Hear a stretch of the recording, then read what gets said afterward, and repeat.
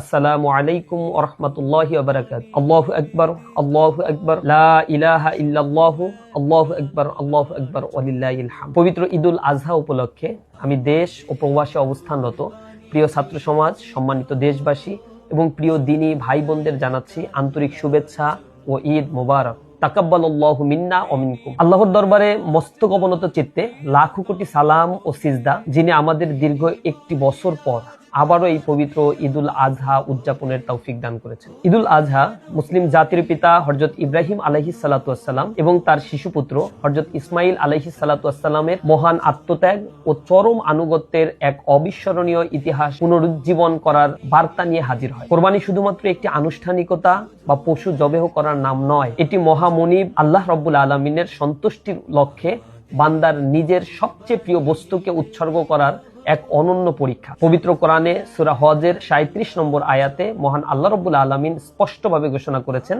লা ইয়ানালাল্লাহু লুহুমুহা ওয়ালা দিমাউহা ওয়ালাকিন ইয়ানালুহুত তাকওয়া মিনকুম। আল্লাহর কাছে কোরবানির পশুর গোশত ও রক্ত পৌঁছে না, বরং তার কাছে পৌঁছায় তোমাদের তাকওয়া এবং আল্লাহ ভীতি। তাই এই কোরবানির মূল শিক্ষা হলো লৌকিকতা পরিহার করে নিয়তের পরিশুদ্ধতা ও হালাল উপার্জনের মাধ্যমে আল্লাহর সন্তুষ্টি অর্জন করা এবং নিজের ভিতরের অহমিকা, হিংসা, বিদ্বেষ, লোভ, লালসাকে চূড়ান্ত রূপে কোরবানি দিয়ে আল্লাহর খাঁটি গোলামে পরিণত হওয়া। প্রিয় দেশবাসী, আজ আমরা এমন এক সময়ে ঈদুল আজহা উদযাপন করছি যখন দেশের আর্থসামাজিক পরিস্থিতি অত্যন্ত সংকটাপন্ন। লাগামহীন দ্রব্যমূল্যের ঊর্ধ্বগতি, জ্বালানির সংকট, বিশেষ করে আইন শৃঙ্খলা পরিস্থিতির চরম অবনতি এবং অপরাধ প্রবণতা বেড়ে যাওয়ায় জনজীবনে নিরাপত্তাহীনতার এক গভীর উৎকণ্ঠা বিরাজ করছে। এমন অবস্থায় ঈদের আনন্দ অনেক মানুষের কাছে পূর্ণতা পায় না, বরং জীবিকার অনিশ্চয়তা, অভাব ও নিরাপত্তাহীনতার চাপ তাদের উৎসবের আনন্দকে ম্লান করে দেয়। ঠিক এই প্রেক্ষাপটে ঈদুল আজহার তাৎপর্য আমাদের নতুন করে ভাবতে শেখায়। কোরবানি কেবল আনুষ্ঠানিকতা নয়, এটি আত্মত্যাগ, সহমর্মিতা ও সামাজিক দায়িত্ববোধের শিক্ষা।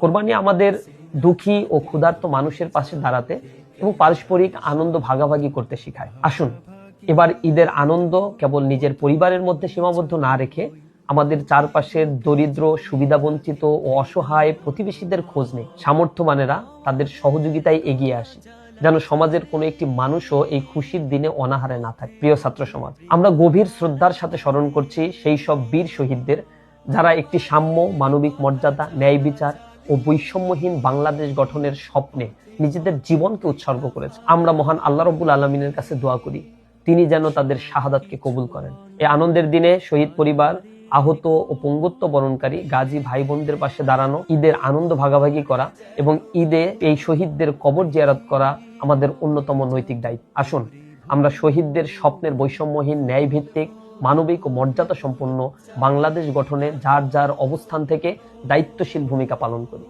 প্রিয় তরুণ সমাজ, এই মুহূর্তে আমাদের দেশের সবচেয়ে বড় আশা, সবচেয়ে বড় শক্তি আমাদের প্রিয় তরুণ প্রজন্ম।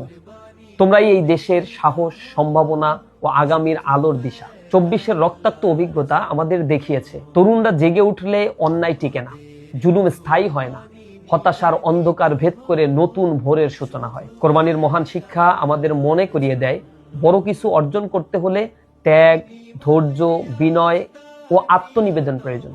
হযরত ইসমাইল আলাইহিস সালাতু ওয়াস সালাম তরুণ বয়সে আল্লাহর হুকুমের সামনে মাথা নত করে আত্মত্যাগ ও আনুগত্যের যে অনন্য দৃষ্টান্ত স্থাপন করেছিলেন, তা আজকের তরুণদের জন্য গভীর অনুপ্রেরণার উৎস। সেই শিক্ষা ধারণ করে আমাদের তরুণদের দেশ, সমাজ ও মানুষের কল্যাণে নিজেদের প্রস্তুত করতে হবে।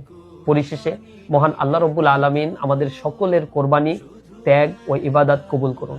দেশবাসীর জীবনে ঈদ বয়ে আনুক শান্তি, সম্প্রীতি, সহমর্মিতা ও সামাজিক মেলবন্ধনের বার্তা। আবারও সবাইকে জানাই পবিত্র ঈদুল আজহার আন্তরিক শুভেচ্ছা। ঈদ মোবারক।